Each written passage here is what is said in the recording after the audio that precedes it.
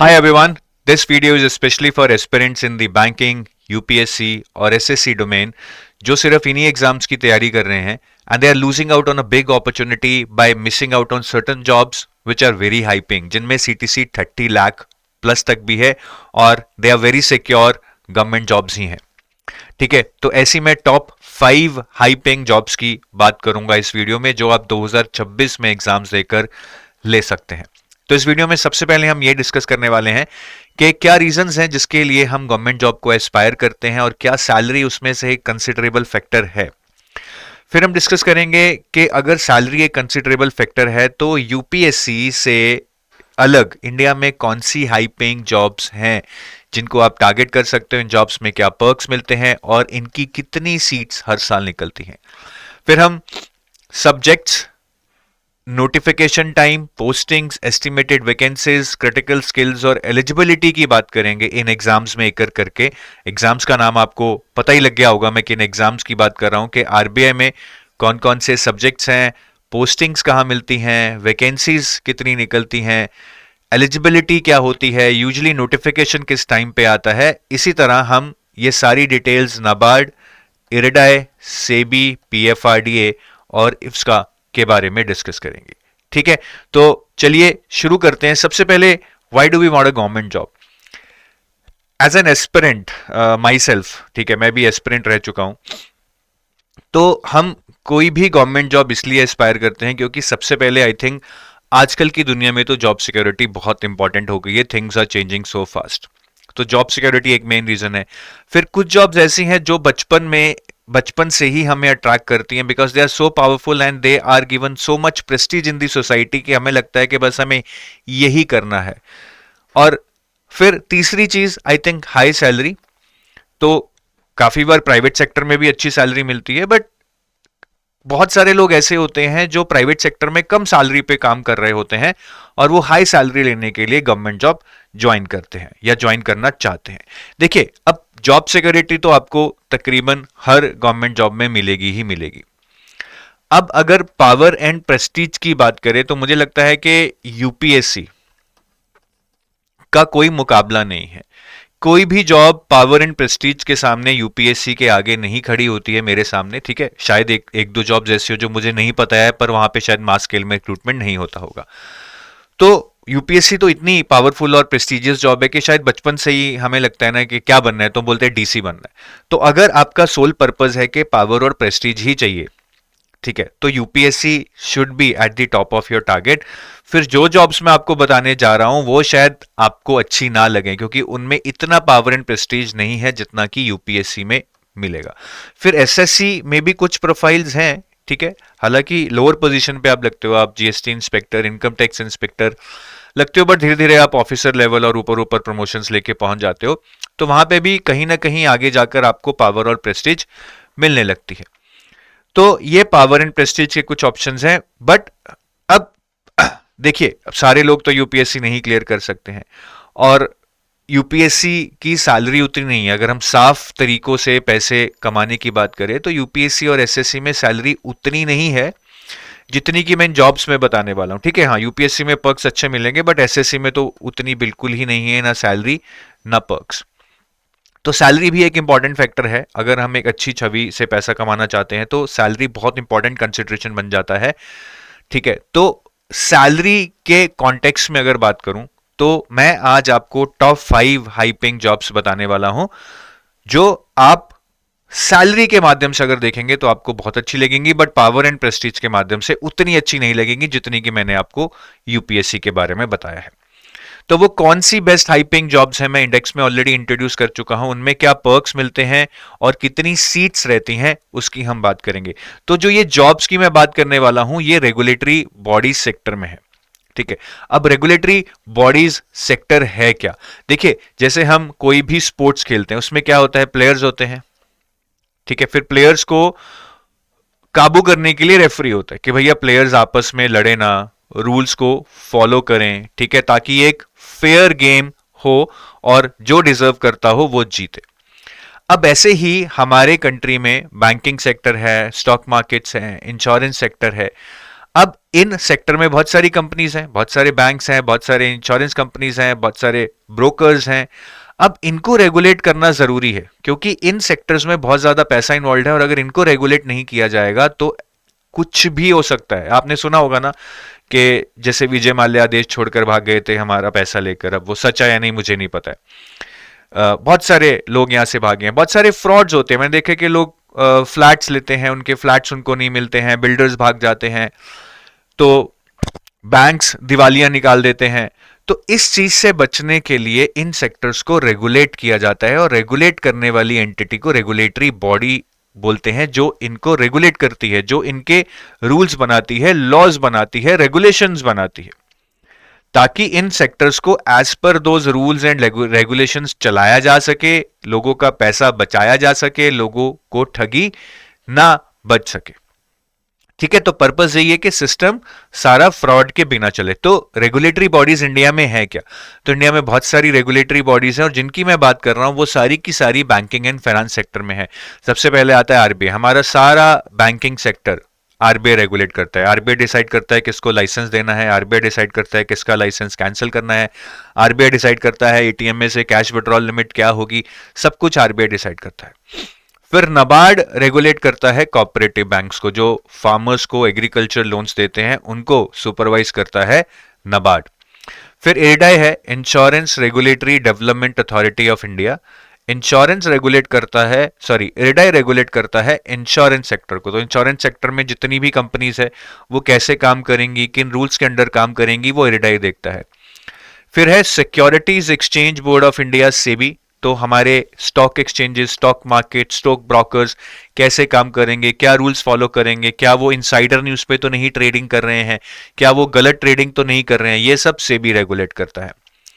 फिर है pension fund regulatory development authority of India. तो जो हमारे पेंशन सेक्टर है ना, पेंशन सेक्टर में जो जो कंपनीज हैं, कितना पैसा आप किस सेक्टर में लगा सकते हो, एक कंपनी में कितना पैसा लगा सकते हो, ये सब पीएफआरडीए डिसाइड करता है। तो पीएफआरडीए पेंशन सेक्टर को रेगुलेट करता है। फिर पेंशन सेक्टर के अंदर एक स्पेशल स्कीम है एनपीएस, नेशनल पेंशन स्कीम। इसके लिए एक अलग बॉडी बना दी गई है जो इसको देखती है, एनपीएस। एनपीएस बेसिकली पीएफआरडीए के अंडर ही काम करता है। फिर एक यूनिफाइड रेगुलेटरी बॉडी है गिफ्ट सिटी में। तो अगर कोई बाहर से इंडिया में आके इन्वेस्ट करना चाहता है, उसको बहुत सारी रेगुलेशंस का अप्रूवल लेना पड़ेगा, रेगुलेशंस को समझना पड़ेगा। तो उनके लिए सिंगल विंडो बना दी गई है इफ्सका करके, इंटरनेशनल फाइनेंशियल सर्विसेज के लिए एक सेंट्रल रेगुलेटरी बॉडी बना दी गई है, जो बाहर से इन्वेस्टमेंट जो आती है उसके लिए, बैंकिंग हो, इंश्योरेंस हो, कैपिटल मार्केट्स हो, उससे जिससे भी रिलेटेड जो भी इन्वेस्टमेंट होगी, इफ्सका ही उसको अप्रूव करेगा, उसको रेगुलेट करेगा। और सिडबी बेसिकली सुपरवाइज करती है, रेगुलेट करती है एमएसएमईज को। ठीक है, जो मीडियम सेक्टर एंटरप्राइजेस है। तो ये मेजर रेगुलेटरी बॉडीज हैं बैंकिंग एंड फाइनेंस सेक्टर में, जिसके बारे में मैं आपको बताने जा रहा हूं कि इनकी जॉब्स निकलती हैं और बहुत हाई पेइंग जॉब्स होती हैं। तो अब इनमें सीट्स कितनी आती हैं? अब सीट्स इनमें कुछ हजारों में नहीं है, ठीक है, कि एक ही बॉडी में 500 500 400 400 सीट्स हैं। तो सब की सीट्स अराउंड अबाउट 100 से नीचे हैं, 50 से ऊपर रहती हैं काफ़ी बॉडीज़ की, काफ़ी बॉडीज़ की 50 से नीचे रहती हैं। तो आपको इसको इंडिविजुअली नहीं देखना है, आपको इसको as a bunch of opportunities देखना है, क्योंकि अगर आप एक दो एग्जाम की तैयारी करोगे तो आप बाकी एग्जाम्स की भी तैयारी आसानी से कर लोगे, बिकॉज बहुत ज़्यादा ओवरलैप है। तो आरबीआई जो रिक्रूटमेंट करता है वो ग्रेड बी ऑफिसर लेवल पे करता है। इसमें अप्रोक्सीमेट हर साल 80 सीट्स आती है। NABARD grade A officer level पे करता है। ठीक है, तो हर ऑर्गेनाइजेशन में जैसे ग्रेड्स होते हैं, लेवल्स होते हैं, तो रेगुलेटरी बॉडीज में ए सबसे नीचे ए होता है, मतलब ऑफिसर लेवल में, फिर बी, फिर सी, फिर डी, फिर ई, फिर एफ, ऐसे ऊपर जाते हैं आप प्रमोशंस होकर। तो आरबीआई सीधा बी लेवल पे रिक्रूट कर रहा है, which is higher than A, but बाकी सारी ए लेवल पे रिक्रूट करती हैं। तो नाबार्ड ए लेवल पे रिक्रूट कर रहा है, अप्रॉक्सीमेट 60 सीट्स आती हैं। इरडाई भी ए लेवल पे रिक्रूट करता है, अप्रॉक्सीमेटली 50 सीट्स आती हैं। सेबी भी ए लेवल पे रिक्रूट करता है, अप्रॉक्सीमेटली 80 सीट्स आती हैं। पीएफआरडीए भी ए लेवल पे रिक्रूट करता है, इनमें सीट्स सब कम है, अराउंड 15, एनपीएस में अराउंड 10, इफ्सका में भी अराउंड 10 और सिडबी में अराउंड 30 से 40। तो ये अगर आप ये टोटल करेंगे it would be around 340 seats each year. ठीक है, अब इनमें से कुछ एग्जाम हर साल होते हैं, कुछ एग्जाम हर साल नहीं होते हैं, तो हम ये नहीं कह सकते हैं कि 340 हर साल आएंगी, बट हाँ इनमें से कुछ एग्जाम 2 साल में एक बार होंगे, कुछ एग्जाम हर साल होंगे। तो 2 साल में मैं बोल सकता हूं कि 340 प्लस 200 अराउंड 500 सीट्स आपकी हर 2 साल में आ रही हैं। ठीक है, अब आर दे रेगुलर जो मैंने बताया, इसमें से अगर मैं बात करूं तो आरबीआई, नाबार्ड, इरडा, सेबी ये ऑलमोस्ट रेगुलर हैं। ठीक है, ये तो हर साल हो रहे हैं तीनों। सेबी 2020 से 2025 में जैसे 6 ईयर्स गुजर गए हैं, 20, 21, 22, 23, 24, 25 4 बार हुआ है, तो रेगुलर है नहीं भी है, बट एक अच्छी अपॉर्चुनिटी रहती है। ये बिल्कुल भी रेगुलर नहीं है, ये आप लगा लो हर 2 साल में, हर 3 साल में एक बार होते हैं। पीएफआरडीए, एनपीएस, इफ्स का पिछले 2 साल से हो रहा है, बट ऐसा नहीं है कि अगले साल पक्का होगा। सिडबी भी पिछले 2 साल से हो रहा है, बट ऐसा नहीं है अगले साल पक्का होगा। काफी लोग कह रहे हैं कि सिडबी भी अब एक रेगुलर अपॉर्चुनिटी बन जाएगी, बट आप ये समझिए कि जो ज्यादा सीट्स वाले एग्जाम्स हैं ये तकरीबन हर साल हो रहे हैं। अगर आप इनकी तैयारी कर लेंगे तो ये नीचे वाले you can take care it by itself. ठीक है, तो इन एग्जाम्स को अगर मैं आपको बताऊं कि इनमें पर्क्स क्या हैं, सीटीसी क्या है। सीटीसी ऑलमोस्ट सब में 30 lakhs है। ठीक है, अब किसी में शायद 28 रह जाएगा, किसी में 34 हो जाएगा, जैसे आरबीआई में 34 तक जाता है। ठीक है, पर राउंड अबाउट दिस है। अब सीटीसी की एग्जैक्ट कैलकुलेशन ब्रेकअप हर बंदा अपने अंदाज से करता है, सीटीसी अलग निकालेगा, बट आप ये लेके चलिए कि इन सारी बॉडीज में 28 से लेके 34 के बीच में आपका सीटीसी वेरी करेगा। अब अगर मैं पर्क्स की बात करूं, ठीक है, जो सीटीसी का ही पार्ट है, आपको बहुत सारे पर्क्स मिलते हैं। Petrol allowance, made allowance, internet allowance, newspaper allowance, leave travel allowance, जैसे आरबीआई में 1.25 लाख पर बंदा मिलता है एवरी 2 ईयर्स, तो आपको मिलेगा, आपकी वाइफ को भी मिलेगा। Medical allowance, equipment allowance, children की एजुकेशन का भी अप टू आई थिंक 10,000 या 12,000 का अलाउंस मिलता है पर मंथ। तो ऐसे बहुत सारे पर्क्स मिलते हैं, पर ये सीटीसी का ही पार्ट है। ठीक है, ये इससे अलग नहीं है, बट पर्क्स देख के ऐसा लगता है कि हाँ they are caring for you. ठीक है, ये पर्क्स होने के कारण ही आपका सीटीसी 30 lakhs तक पहुंच रहा है। नहीं, किसी भी गवर्नमेंट जॉब में इतना बेसिक या डीए मिला के या कुछ बेसिक पर्क्स मिला के नहीं मिलता है। यहाँ पे आपको बहुत सही सही पर्क्स दिए जा रहे हैं, इसीलिए आपको जो सीटीसी है वो 30 lakhs तक पहुंच रहा है। अब मैं इन एग्जाम्स को based upon the overlapping of syllabus 2 buckets में बांटूंगा। बकेट 1 में मैं रखूंगा आरबीआई, नाबार्ड, इरडा, क्योंकि मुझे ये एग्जाम्स काफी सिमिलर लगते हैं। ठीक है, साथ में सिडबी भी। बकेट 2 में मैं रखूंगा सेबी, पीएफआरडीए, इफ्सका एंड एनपीएस। इस वीडियो में मैं सिडबी और एनपीएस के बारे में नहीं डिस्कस करूंगा, क्योंकि ये थोड़े से उतने रेगुलर नहीं हैं, ठीक है, या फिर उतने पॉपुलर नहीं है। हम मेनली इन 6 एग्जाम्स के बारे में डिस्कस करेंगे। आरबीआई जो कि मदर ऑफ ऑल एग्जाम्स है, मुझे लगता है कि सबसे पहले जो इन एग्जाम्स की तैयारी करना चाहता है उसको आरबीआई से शुरू करना चाहिए, क्योंकि अगर किसी ने आरबीआई कर लिया तो इस बकेट में तो इन दोनों एग्जाम्स की 60-70% तैयारी उसकी हो गई। इस बकेट में भी उनकी 30% तक तैयारी हो जाएगी। आरबीआई का इतना सिलेबस ओवरलैप करता है इन सारे एग्जाम्स के साथ। तो चलिए अब एक एक करके इन सारे एग्जाम्स को डिस्कस करते हैं। ये हाई पेइंग जॉब्स को डिस्कस करते हैं कि इनको लेने के लिए मुझे क्या क्या सब्जेक्ट्स पढ़ने पड़ेंगे, इनका क्या यूजुअल नोटिफिकेशन टाइम है, पोस्टिंग्स हमें कहाँ कहाँ मिलती हैं, एस्टिमेटेड वैकेंसीज जो मैं आपको बता चुका हूँ, ठीक है, ऑलरेडी, बट फिर भी हम एक एक करके इनके बारे में डिस्कस कर लेंगे। क्या स्किल्स हैं जो आपको आनी चाहिए और एलिजिबिलिटी क्या है, क्या आप इसके लिए एलिजिबल भी हैं या नहीं है। तो सबसे पहले आरबीआई ग्रेड बी से शुरू करते हैं। ठीक है, ये वाला जो हमारा एग्जाम है, तो आरबीआई ग्रेड बी का जो पैटर्न है वो 3 फेज में होता है, phase 1, phase 2 and interview. Phase 1 सिर्फ क्वालिफाइंग है, फेज 1 के मार्क्स फाइनल मेरिट लिस्ट में नहीं जुड़ते हैं। फेज 2 मेरिट बेस्ड है, फेज 2 और इंटरव्यू के मार्क्स मिला के आपकी फाइनल मेरिट लिस्ट बनती है। जितने भी एग्जाम्स मैं आपके साथ डिस्कस कर रहा हूं सब में सेम ही पैटर्न है, फेज 1, फेज 2, इंटरव्यू। फेज 1 के मार्क्स फाइनल मेरिट में नहीं जुड़ते हैं, फेज 2 और इंटरव्यू के मार्क्स जोड़कर ही फाइनल मेरिट लिस्ट बनाई जाती है। तो आरबीआई का अगर फेज 1 का पैटर्न देखें, उसमें 4 सेक्शन आते हैं, जीए, रीजनिंग, इंग्लिश, क्वांटिटेटिव एप्टीट्यूड। जीए में 80 क्वेश्चंस हैं, रीजनिंग में 60 और इंग्लिश और क्वांट में 30 क्वेश्चंस आते हैं। हर क्वेश्चन 1 मार्क का रहता है, ठीक है। तो ये 4 सब्जेक्ट्स आपको पढ़ के जाने हैं। मैं पैटर्न में ज्यादा नहीं जाऊंगा, आपको ओवरऑल सब्जेक्ट्स का आइडिया देना चाह रहा हूं, ना कि पूरा डिटेल्ड पैटर्न का। तो ये बेसिकली 4 सब्जेक्ट आपको करने होंगे, जीए, रीजनिंग, इंग्लिश, क्वांट, अगर आपको फेज 1 में अच्छा करना है। फेज 2 में आपको 3 पेपर आते हैं। Paper 1 economic and social issues, जिसको हम ईएसआई भी बोलते हैं शॉर्ट फॉर्म में। पेपर 2 इंग्लिश, जिसको हम डिस्क्रिप्टिव इंग्लिश भी बोलते हैं। And paper 3 finance and management, जिसको हम एफएम भी बोलते हैं। तो ईएसआई एक सब्जेक्ट हो गया, इंग्लिश जो कि डिस्क्रिप्टिव हो गया एक सब्जेक्ट हो गया, और एफएम आपका तीसरा सब्जेक्ट हो गया। तो टोटल 300 मार्क का पेपर होता है, 75 मार्क्स का इंटरव्यू होता है। तो टोटल 375 मार्क्स में से आपकी मेरिट लिस्ट बनाई जाती है। तो फेज 2 में आपको 3 सब्जेक्ट्स पढ़ने हैं, ईएसआई, डिस्क्रिप्टिव इंग्लिश का पेपर होता है, और एफएम यानी कि फाइनेंस एंड मैनेजमेंट। तो आरबीआई के बारे में अगर मैं एडिशनल डिटेल्स बताऊं आपको, यहां पे लेवल ग्रेड बी है जो हम डिस्कस कर चुके हैं। स्किल्स की बात करें तो mainly finance and management, economic and social issues and current affairs. Current affairs का काफी ज्यादा वेटेज रहता है आरबीआई में। ये 3 स्किल्स अगर आपकी अच्छी हैं, आप फेज 2 में अच्छा कर सकते हो।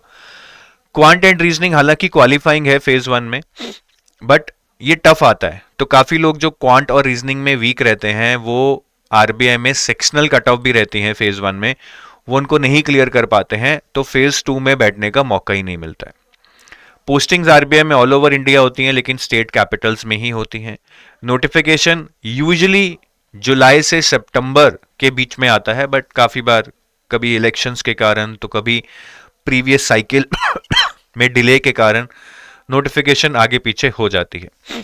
नंबर ऑफ सीट्स अप्रोक्सीमेटली 80 रहती हैं। और अगर एलिजिबिलिटी की बात करें, एज जो आपकी है वो 21 टू 30 इयर्स के बीच में होनी चाहिए। एससी और एसटी को 5 साल का रिलैक्सेशन मिलेगा। क्वालिफिकेशन, आप किसी भी स्ट्रीम में ग्रेजुएट हो सकते हैं, कोई स्पेसिफिक स्ट्रीम की रिक्वायरमेंट नहीं है, और मिनिमम 60% मार्क्स आपके होने चाहिए। एससी एसटी और पीडब्ल्यूबीडी के जस्ट 50% मार्क्स होने चाहिए। या फिर आप पोस्ट ग्रेजुएशन कर सकते हैं इन एनी डिसिप्लिन विद 55% मार्क्स। तो डिसिप्लिन, ग्रेजुएशन, पोस्ट ग्रेजुएशन दोनों में कोई भी हो सकता है। ग्रेजुएशन में 60% मार्क्स चाहिए और पोस्ट ग्रेजुएशन में 55% मार्क्स चाहिए। तो पोस्ट ग्रेजुएशन मैंडेटरी नहीं है। अगर किसी के ग्रेजुएशन में 60% नहीं है और उसने पोस्ट ग्रेजुएशन कर रखी है, तो पोस्ट ग्रेजुएशन में 55% मार्क्स के बेसिस पे भी वो एलिजिबल हो सकता है, बट मैंडेटरी नहीं है। अगर किसी के ग्रेजुएशन में ही 60% है तो वो ग्रेजुएशन के बेसिस पे ही एलिजिबल हो गया है। और पोस्ट ग्रेजुएशन में एससी एसटी और पीडब्ल्यूबीडी को जस्ट पास मार्क्स चाहिए। और जो भी हम मार्क्स की बात कर रहे हैं, these are aggregate of all the semesters. किसी एक सेमेस्टर में आपके कम भी हैं तो चलेगा, और ये सारे एग्जाम्स में मार्क्स जो हैं, जो हम आगे बात करेंगे, वो aggregate of all the semesters ही होते हैं। किसी एक सेमेस्टर में अगर आपके कम है तो चलेगा, उसमें कोई दिक्कत नहीं है। और आरबीआई ग्रेड बी के रिगार्डिंग काफ़ी मिथ्स हैं। काफ़ी लोगों को लगता है कि सिर्फ इंटेलिजेंट स्टूडेंट्स ही ये क्रैक करते हैं। देखिए, इंटेलिजेंस एक बेसिक टेनेट है, अगर आपके पास है तो फ़ायदा तो होगा, लेकिन एवरेज स्टूडेंट भी मेहनत से मैंने इन एग्ज़ाम्स को क्लियर करते देखा है। क्योंकि एग्ज़ाम्स सब्जेक्ट वाइज या नॉलेज वाइज बहुत टफ नहीं है, लेकिन कंपटीशन वाइज टफ है। तो अगर आप अच्छे से दम लगाकर according to the needs of the exam पढ़ लेंगे, आप किसी से भी compete कर सकते हैं। और इसमें आपको कोई भी फाइनेंस और इकोनॉमिक्स बैकग्राउंड की ज़रूरत नहीं है। काफ़ी लोगों को लगता है कि यार फाइनेंस इकोनॉमिक्स कैसे पढ़ेंगे, हमारा बैकग्राउंड नहीं है। अगर आप पेपर को एक बार देख लेंगे, आपको आइडिया लग जाएगा कि पेपर बहुत बेसिक और जनरिक आता है। थोड़ा आपको टाइम लगाना पड़ेगा, फाइनेंस और इकोनॉमिक्स के बेसिक समझने पड़ेंगे, बट आपको कोई इसमें पीएचडी या बहुत हाई क्वालिफिकेशन लेवल का नहीं पढ़ना रहता है, बेसिक पढ़ना रहता है जो आप आराम से पढ़ सकते हैं। तो ये आरबीआई की मैंने आपको डिटेल्स दे दी, ठीक है। मैं बहुत डिटेल में नहीं जा रहा हूं क्योंकि फिर आपके लिए कंफ्यूजिंग हो जाएगा। सिर्फ थोड़ा सा आइडिया दे रहा हूं हर एग्जाम के बारे में, because once you get an idea you can explore more about these exams. There are a lot of videos, detailed videos on each of these exams. Next हम NABARD ग्रेड ए के बारे में discuss करेंगे। इसमें भी क्या subjects हैं, estimated vacancies, critical skills, eligibility and usual notification time.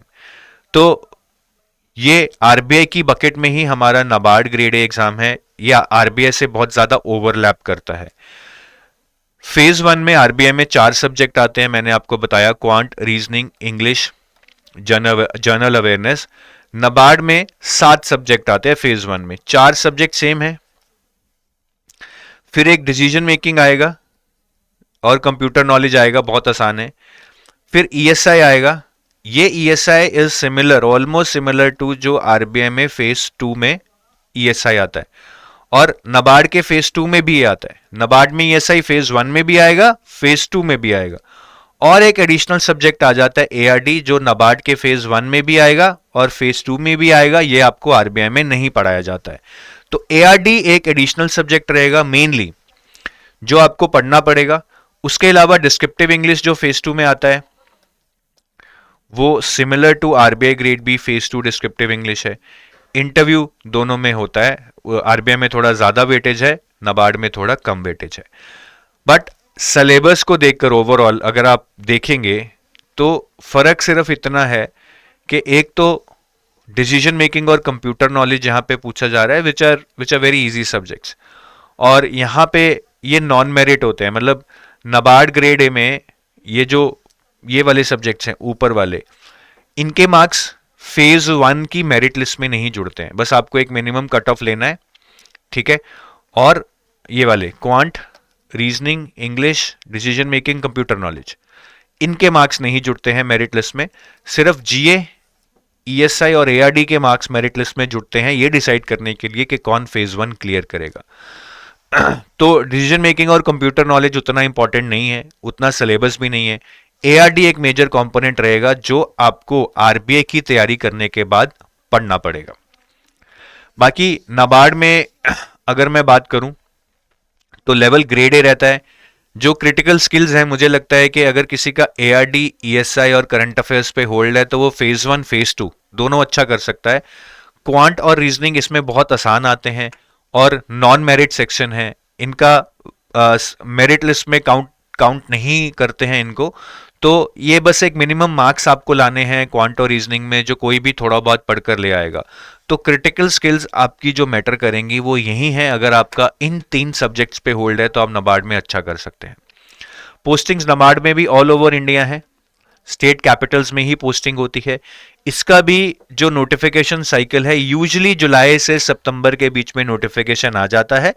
कभी कभार डिले हो जाता है, जैसे अक्टूबर में आ गया या नवंबर में आ गया, अर्ली नवंबर में, but July to September most of the times हमने नोटिफिकेशन देखा है। नंबर ऑफ सीट्स इसमें भी अप्रॉक्सीमेटली 70 से 80 के बीच में वेरी करती है। और एजुकेशनल क्वालिफिकेशन की बात करें तो ऑलमोस्ट सिमिलर टू आरबीआई है। Bachelors degree in any subject with minimum 60% marks. SC, ST और पीडब्ल्यूबीडी को रिलैक्सेशन है 5% का, उनको 55% चाहिए। और यहां पे भी और है, मैंडेटरी नहीं है, post graduation with minimum 55% marks.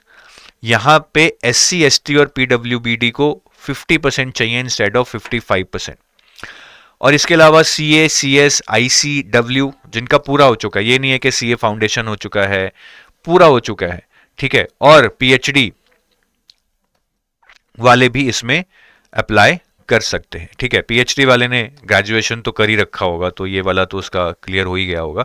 But हाँ, अगर पीएचडी कर रखा है तो मार्क्स का कोई भी क्राइटेरिया नहीं होगा। तो ये एजुकेशनल क्वालिफिकेशन है नाबार्ड के लिए। और नाबार्ड के लिए भी एज क्राइटेरिया वही रहता है, greater than equal to 21 and less than 30। जिसकी ये एज ब्रैकेट है वो नाबार्ड में एज के बेसिस पे भी क्वालिफाई करता है, एलिजिबल है। बाकी नाबार्ड को लेकर भी लोगों के दिमाग में बहुत सारे मिथ्स हैं कि नाबार्ड एक रूरल जॉब है। NABARD is supervising the cooperative banks which are giving loans to the farmers who reside in the rural area, only that is the connection. But आपको कोई रूरल एरिया में पोस्टिंग नहीं मिलेगी, आपको रूरल एरिया में जाके रहना नहीं है, ना ही आपको फार्मर्स के साथ कुछ एक्टिवली काम करना है कि आप खेतों में जाके ही काम कर रहे हैं, उनके काम को समझ रहे हैं, नहीं। बट हाँ, occasionally you might visit the countryside to understand their problems so that you can come up with the solutions. और क्या नाबार्ड को क्लियर करने के लिए एग्री बैकग्राउंड चाहिए? नहीं चाहिए। हर साल 50 से 60%, इवन मोर देन दैट, जो लोग क्लियर करते हैं नाबार्ड का एग्जाम वो नॉन एग्री बैकग्राउंड से होते हैं। तो एग्री बैकग्राउंड होना जरूरी नहीं है, ठीक है, क्योंकि एग्रीकल्चर स्टैटिक्स से क्वेश्चन जरूर आते हैं, बट कोई भी बेसिक एग्रीकल्चर पढ़कर इन क्वेश्चंस का आंसर दे सकता है। तो ये नाबार्ड के बारे में हमने डिस्कस किया। अब हम इरडाई ग्रेड ए के बारे में सारी चीजें जो हम डिस्कस करना चाहते हैं वो हम डिस्कस करेंगे। तो इरडाई भी आपका आरबीआई ग्रेड बी वाली एग्जाम के बकेट में है। इरडाई आरबीआई से काफी ओवरलैप करता है। अगर मैं आपको इरडाई का पैटर्न समझाऊं तो इसमें भी फेज 1 होगा, फेज 2 होगा। फेज 1 में एक ही पेपर होता है जिसमें 4 सब्जेक्ट आते हैं, quant, reasoning, English, GA. They are exactly similar to what you study in RBI, same subjects हैं, ठीक है। तो लेकिन यहाँ पे लेवल जो है, लेवल आपका आरबीआई से काफ़ी ज़्यादा इजी आता है। इजी आता है तो कट ऑफ्स भी हाई जाती हैं। तो इजी आने का कोई फ़ायदा नहीं है क्योंकि कट ऑफ्स काफ़ी हाई जाती हैं, बट डुएबल है। अगर किसी ने आरबीआई का क्वांट रीजनिंग पढ़ लिया है तो उसको यहाँ पे कुछ एक्स्ट्रा पढ़ने की ज़रूरत नहीं होगी। फेज 2 की बात करें तो फेज 2 में यहाँ पे 3 पेपर होते हैं। एक डिस्क्रिप्टिव इंग्लिश, ये बिल्कुल आरबीआई वाला हो गया, ठीक है। फिर पेपर 2 ईएसआई इंपैक्टिंग इंश्योरेंस, तो यहाँ पे ईएसआई नहीं है, ईएसआई इंपैक्टिंग इंश्योरेंस। तो यहाँ पे जो हम इकोनॉमिक्स या सोशल इश्यूज डिस्कस करेंगे वो इंश्योरेंस के कॉन्टेक्स्ट में करेंगे, तो थोड़ा सा डिफरेंट हो जाता है। हालांकि जो आपने ईएसआई आरबीआई में पढ़ा होगा उससे आपको यहाँ पे थोड़ा सा आसानी हो जाएगी। And paper 3 is insurance and management. Management is similar to what you study in RBI, insurance would be something different that you would have to additionally study here. और एडाई भी ग्रेड ए लेवल पे ही recruit करता है। अगर मैं core skills की बात करूं तो आई थिंक अगर आपको इंश्योरेंस आती है और ईएसआई इंपैक्टिंग इंश्योरेंस आता है, ठीक है, तो आप इस एग्जाम में अच्छा कर सकते हो।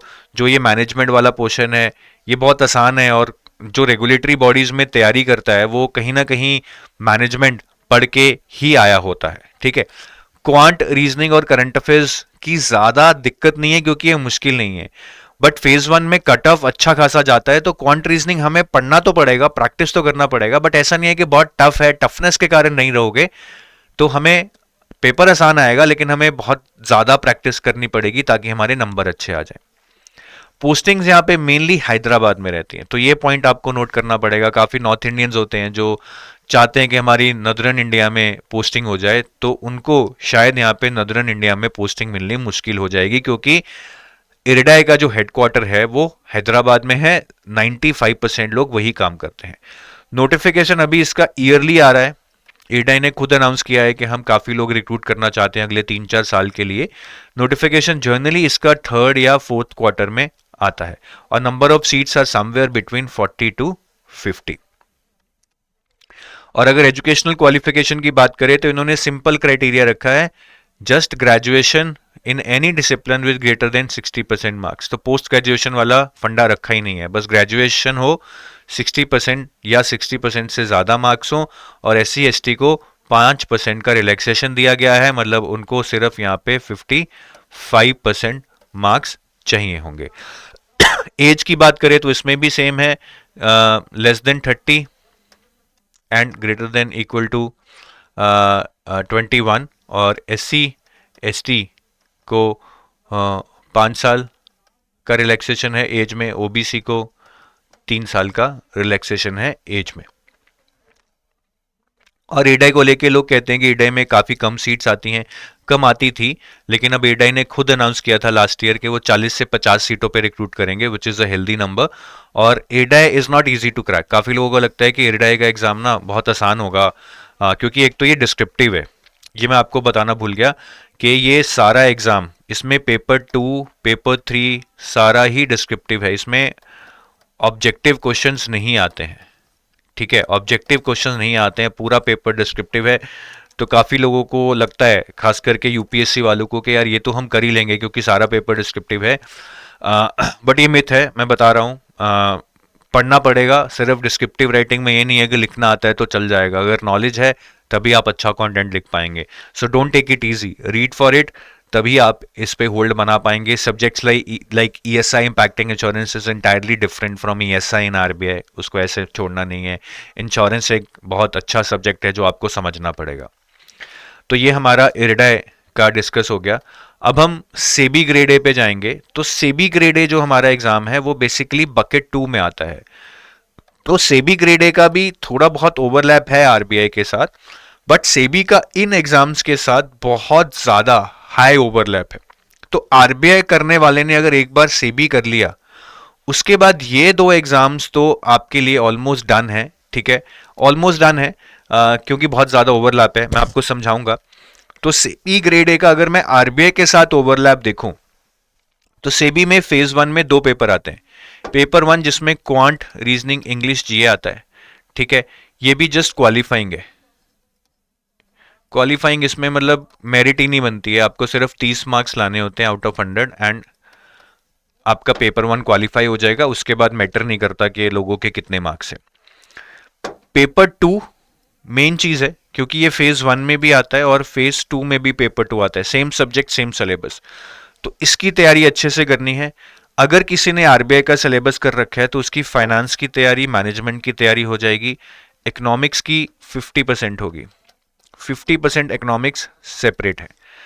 Company law, costing, commerce and accounts ये नए सब्जेक्ट्स होंगे और टेक्निकल सब्जेक्ट्स होंगे. इनको पढ़ने में दिक्कत आ सकती है. तो इसीलिए मैं कह रहा था काफी चीजें ओवरलैप करती हैं सेबी की आरबीआई के साथ, बट काफी नई चीजें भी हैं. इसीलिए उसको हमने यहाँ पे एक अलग बकेट में डाला है. Though a part of it overlaps with RBI. Phase 2 में डिस्क्रिप्टिव इंग्लिश आएगा which is almost similar to RBI. ठीक है, और पेपर 2 में अगेन वही सब्जेक्ट्स आएंगे. फाइनेंस एंड मैनेजमेंट जो आपने आरबीआई में पढ़ रखा होगा. इकोनॉमिक्स आपने 50% कर रखा होगा, बाकी आपको करना पड़ेगा. Company law, costing and accounts, these would be 3 new subjects and technical areas which you would need to cover. और इसमें काफी लोगों को दिक्कत आती है, but timely preparation is the key and the only solution. तो सेबी भी ग्रेड ए लेवल पे रिक्रूट करता है. अगर मैं की स्किल्स की बात करूं तो ये अगर ये 3 सब्जेक्ट्स आपको आते हैं, ये आपको एज दे सकते हैं, जो काफी लोग दिक्कत महसूस करते हैं. Quant, reasoning and current affairs का यहाँ पे बिल्कुल भी प्रॉब्लम नहीं होना चाहिए, बिकॉज जैसा मैंने बताया 100 में से सिर्फ 30 नंबर लेने. ठीक है, तो क्वेश्चन भी इजी आते हैं, तो it should not be a problem. Postings यहाँ पे मेनली मुंबई में ही होती हैं. सेबी के और भी ऑफिसेज हैं, लेकिन 90 to 95% people are posted in Mumbai. Notification SEBI का 2020 से अब तक 20 में आया, 22 में आया, 24 में आया, 25 में आया, 21 और 23 में नहीं आया. ठीक है, तो रैंडम सा पैटर्न है. ठीक है, 21 में वैसे इसलिए नहीं आया था क्योंकि कोविड के कारण 2020 वाला ही डिले हो गया था. 23 में आई एम नॉट श्योर क्यों नहीं आया. तो it can come any time of the year. ठीक है, और किसी भी साल आ सकता है. मुझे लग रहा है कि अब ये रेगुलर हो जाएगा क्योंकि इनके नए चेयरमैन आए हैं and they want to recruit people, they want to open new offices all across India. तो मुझे लग रहा है कि सेबी अब रेगुलर हो जाएगा, बट इसका नोटिफिकेशन का कोई अभी साइकिल बैठा नहीं है. तो आई वुड से अभी कभी भी आ सकता है. All you need to do is to be prepared. Number of seats इसमें अराउंड 70 to 80 है. ठीक है, जो हर साल आती हैं. और सेबी की अगर हम एजुकेशनल क्वालिफिकेशन की बात करें, क्राइटेरिया की, तो या तो आपके पास मास्टर्स डिग्री होनी चाहिए इन एनी डिसिप्लिन, किसी भी स्ट्रीम में. बैचलर्स डिग्री है तो सिर्फ लॉ में या इंजीनियरिंग में होनी चाहिए. ठीक है, in fact bachelors degree in commerce is not eligible. या फिर CA, CFA, company secretary and cost accountant आप होने चाहिए, तब भी आप एलिजिबल हैं. और सेबी में अगेन लोगों को यही मिथ है कि यार इतने सारे जो ये टेक्निकल सब्जेक्ट्स हैं, company law, costing, commerce and accounts, तो सिर्फ कॉमर्स बैकग्राउंड वाले जो लोग हैं, सीएज हैं, वही इस एग्ज़ाम को क्रैक कर सकते हैं. ऐसा बिल्कुल भी नहीं है. लास्ट ईयर हमारे पास 50 लोगों का डेटा था, उसमें से more than 25 were not from any commerce background. ठीक है, वो इंजीनियर्स थे या तो आर्ट से थे या टेक बैकग्राउंड से थे.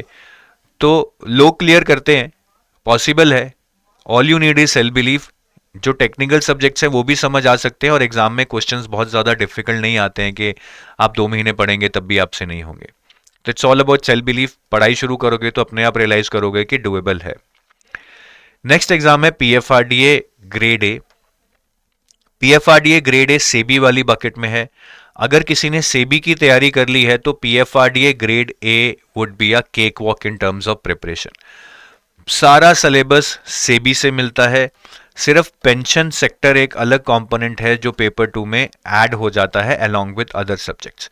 फेज 2 में भी आप देखिए descriptive English similar to SEBI, paper 2 में भी वही सारे सब्जेक्ट्स हैं, सिर्फ पेंशन सेक्टर अलग एक ऐड हो गया है in addition to the subjects we had in SEBI, बाकी सारी चीज़ें सेम है। तो पीएफआरडीए भी ग्रेड ए लेवल पे रिक्रूट करता है। क्रिटिकल स्किल्स जो आपको सिलेक्शन दिलवा सकती है, मैं यही बोलूँगा commerce and accounts, company law, costing and pension, in subjects पे अगर होल्ड है चीज़ें आसान हो जाएंगी। क्वांट रीजनिंग और करंट अफेयर्स यहाँ पे ज़्यादा वेटेज नहीं रखते हैं, ठीक है। ये पेपर बहुत ईजी आता है और इसमें कट ऑफ भी जनरली काफ़ी कम रखी जाती है, काफ़ी कम रखी जाती है। इनफैक्ट 100 में से 20-21 ही रखी जाती है, 30 भी नहीं, से भी कम, ठीक है। तो सिर्फ इन 4 सब्जेक्ट्स को अच्छे से पढ़ना है और बाकी तो फाइनेंस, मैनेजमेंट वो तो आप कर ही लोगे। पोस्टिंग्स पीएफआरडी में मेनली दिल्ली में रहती हैं। इसका कोई भी डिफाइंड पैटर्न मुझे नहीं नजर आता है। पहले 21 में आया था, फिर 22 में आया था, फिर 25 में आया था। अभी काफी लोग कह रहे हैं कि 2026 में भी ये आएगा। That's why I have put it in the list. पर मेरे पास कोई 100% कंफर्मेशन तो नहीं है क्योंकि चीजें इन ऑर्गेनाइजेशंस में काफी जल्दी चेंज होती हैं। नंबर ऑफ सीट्स वही 10 से 15 रहती हैं ऑन एन एवरेज। कभी 10 आ जाएंगी, 20 आ जाएंगी, 15 आ जाएंगी, ठीक है। सीट्स कम ही रहेंगी। डोंट एक्सपेक्ट कि इसमें आपको 50 से 60 सीट्स देखने को मिलेंगी। Criteria almost similar to SEBI है, master's degree in any discipline, ठीक है। बट बैचलर्स सिर्फ लॉ में या इंजीनियरिंग में होना चाहिए, या फिर आप FCA, FCS from ICSI, FCMA from ICMAI, ठीक है, सीएफए। तो ये कुछ स्पेसिफिक क्वालिफिकेशंस हैं जो आप कर सकते हैं, जो आईसीआई, आईसीएसआई, ठीक है, institute of company secretaries of India, institute of cost accountants of India, institute of cost management accountant of India.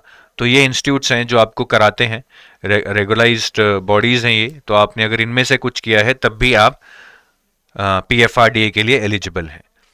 तो नेक्स्ट हम बात करेंगे इफ्सका की, ठीक है। और काफ़ी लोग एज के बारे में शायद सोच रहे होंगे। सेबी में जो एज है, ठीक है, उसमें कोई मिनिमम एज नहीं है। सेबी में कोई मिनिमम एज नहीं है, बस आपकी एज 30 से कम होनी चाहिए।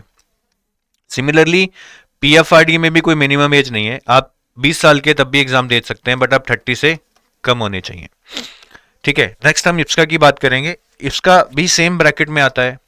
तो अगर आपने सेबी या पीएफआरडी की तैयारी कर ली है, इसका आपके लिए आसान होगा।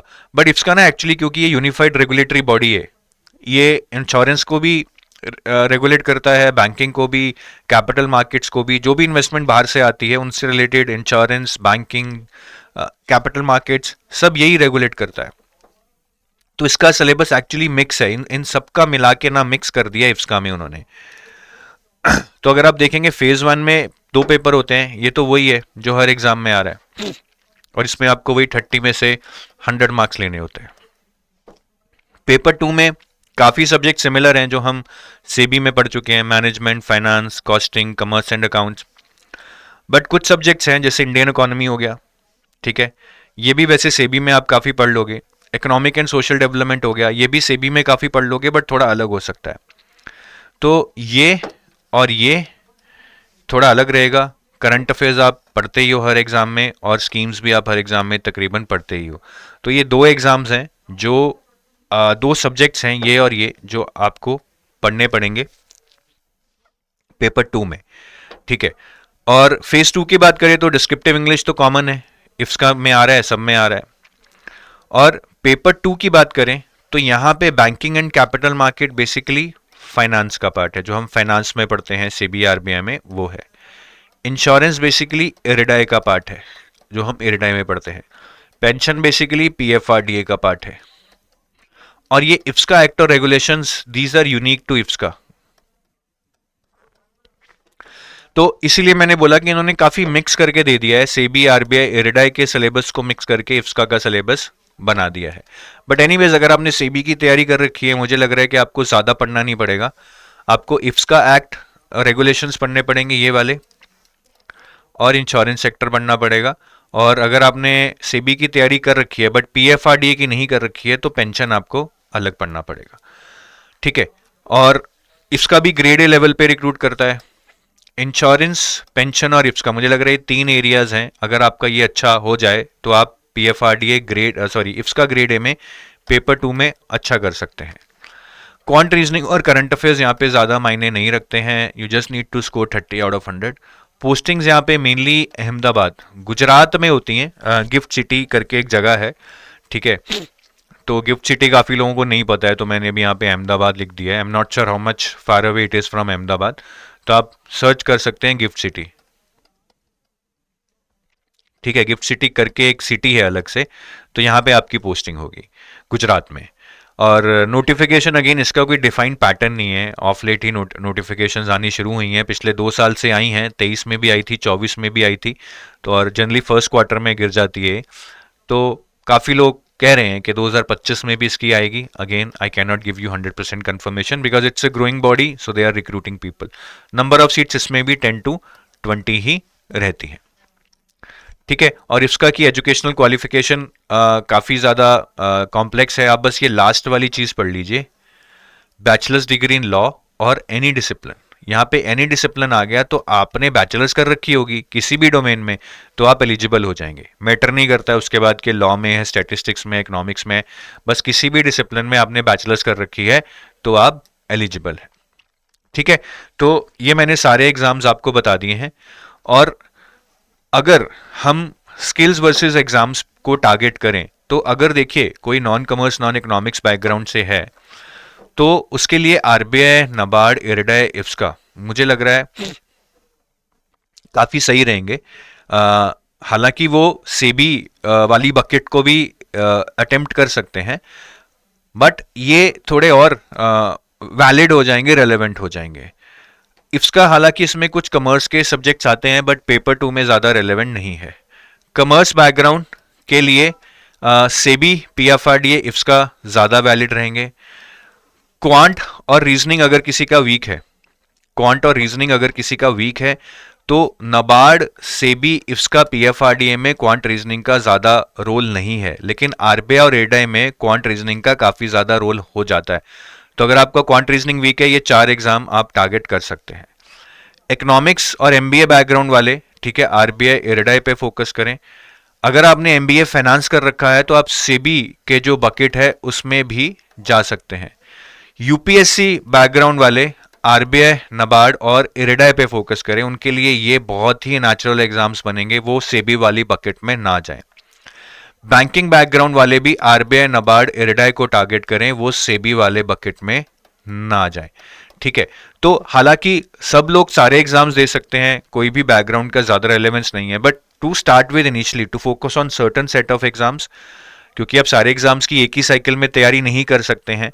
तो अगर आपको शुरू करना है कि मुझे कोई 3 एग्जाम देने हैं, तो मेरे हिसाब से ये एग्जाम्स हैं जो आप दे सकते हो as per your background, as per your comfort area, ठीक है। बाकी to start with, since RBI is the mother of all exams, I will request you कि आप हमारी आरबीआई मैनेजर की गाइड बुक डाउनलोड कर लें। ये 2026 के लिए भी रेलेवेंट है, ठीक है। और ये जीरो कॉस्ट पे अवेलेबल है। इसमें आपको आरबीआई से रिलेटेड बहुत सारी इन्फॉर्मेशन मिल जाएगी, वैकेंसीज कैसे कैसे आती हैं, पोस्टिंग्स कहाँ होती हैं, डिपार्टमेंट्स कौन कौन से हैं, सैलरी ब्रेकअप क्या है, इन हैंड कितना आता है। और इसके अलावा 3 चीज़ें जो आपकी प्रिपरेशन में हेल्प करेंगी, पास्ट ईयर पेपर्स मिल जाएंगे, डिकोडेड सिलेबस मिल जाएगा, बहुत अच्छे से डिकोड किया है हमने प्रीवियस ईयर पेपर्स को देखकर, और तीसरा लिस्ट ऑफ रिसोर्सेज भी मिल जाएगी जो आप पढ़ना शुरू कर सकते हैं अगर आप सेल्फ प्रिपरेशन करना चाहते हैं। तो आज इसको डाउनलोड कीजिए at zero cost, the link is given in the description of this video. बाकी अगर आप कुछ असिस्टेड प्रिपरेशन चाहते हैं इन कोर्सेज के लिए, ठीक है, तो आई वुड रिक्वेस्ट कि यार आप हमारे वेबसाइट पे जाएं और वहाँ पे आप देख सकते हैं कोर्सेज के अंदर जाकर, ठीक है। जैसे आप आरबीआई सेलेक्ट करेंगे तो आरबीआई के कोर्सेज सिंगल के अंदर आपको सारे आरबीआई के कोर्सेज दिखेंगे, ठीक है। अगर आप जैसे सेबी सेलेक्ट करेंगे तो सिंगल के अंदर आपको सारे सेबी के कोर्सेज यहाँ पे दिखने शुरू हो जाएंगे। और आप कॉम्बो के ऊपर जब सेलेक्ट करेंगे तो इन एग्जाम्स के कॉम्बिनेशंस भी आपको मिल जाएंगे। जैसे सपोज आपका मन करता है कि मुझे आरबीआई, नाबार्ड और सेबी देना है, तो ये वाला एग्जाम एक कॉम्बिनेशन है जिसमें आप आरबीआई, नाबार्ड, सेबी तीनों के लिए प्रिपेयर कर सकते हैं, ठीक है। तो इस तरह से आप इसको एक्सप्लोर कर सकते हैं, सिंगल कोर्सेज, कॉम्बो कोर्सेज आप multiple courses you can buy at one go at a lesser price than you would have to pay when you pay individually for them. So that is all I have for today. Have a nice day. Bye bye.